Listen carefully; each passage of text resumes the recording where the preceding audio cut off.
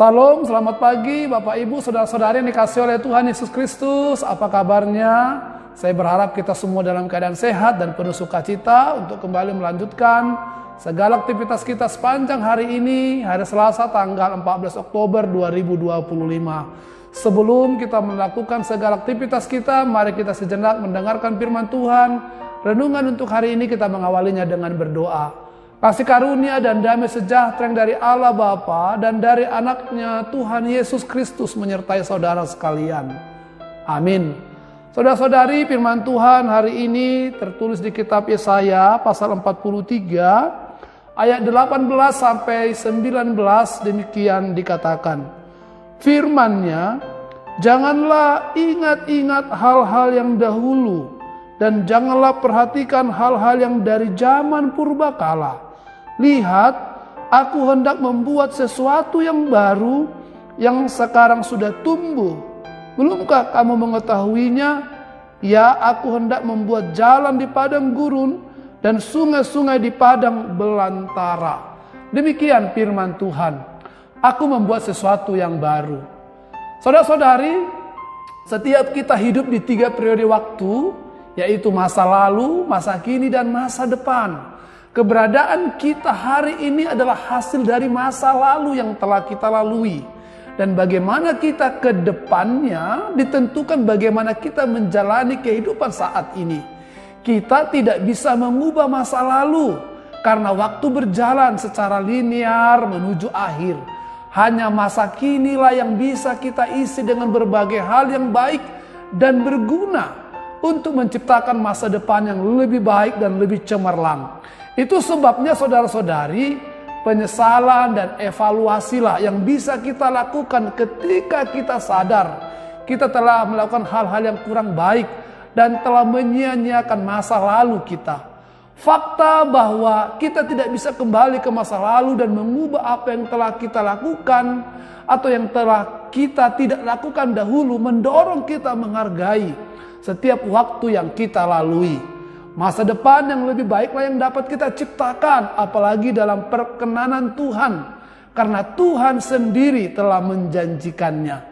Namun fakta yang mengungkapkan bahwa banyak di antara kita yang merasa terjebak di masa lalu, seolah-olah kita tak bisa melupakan diri kita yang lalu atau kita yang dahulu.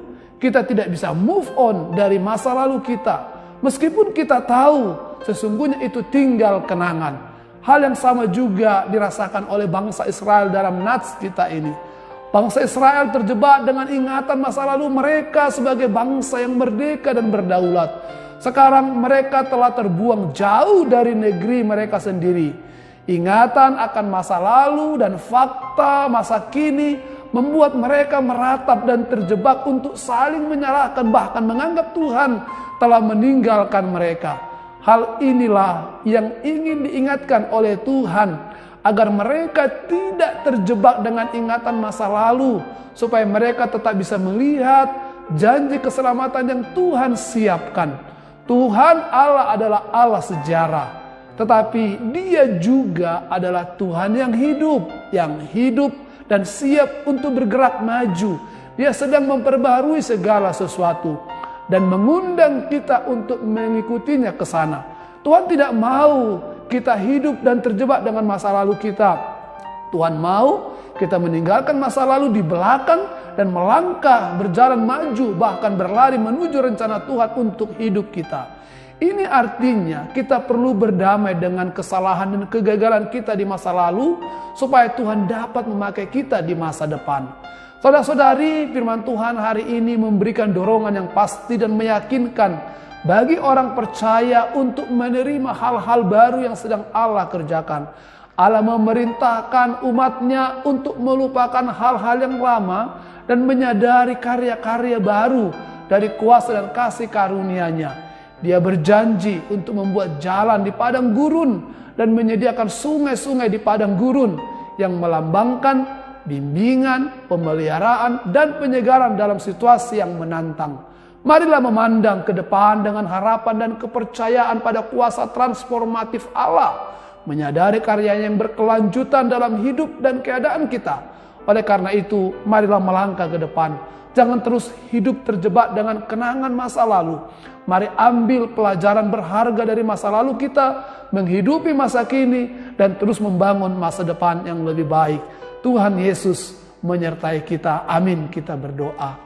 Terima kasih Tuhan untuk firman Tuhan yang kembali mengingatkan setiap kami pribadi lepas pribadi dengan kehidupan kami pada masa kini.